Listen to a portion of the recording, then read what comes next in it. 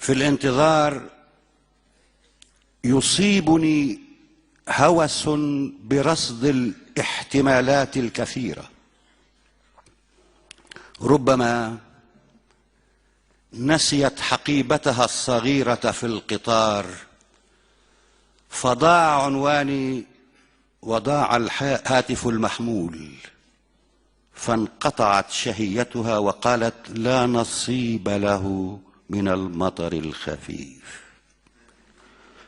وربما انشغلت بأمر طارئ أو رحلة نحو الجنوب لكي تزور الشمس، واتصلت ولكن لم تجدني في الصباح، فقد خرجت لأشتري جردينيا لمسائنا وزجاجتين من النبيذ.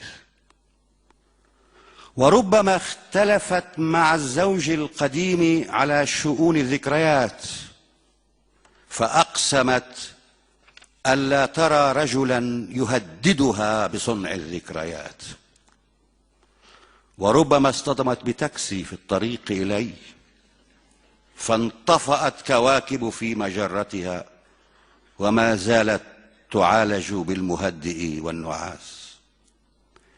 وربما نظرت إلى المرآة قبل خروجها من نفسها وتحسست الجاصتين كبيرتين تموجان حريرها، فتنهدت وترددت هل يستحق أنوثتي أحد سواي؟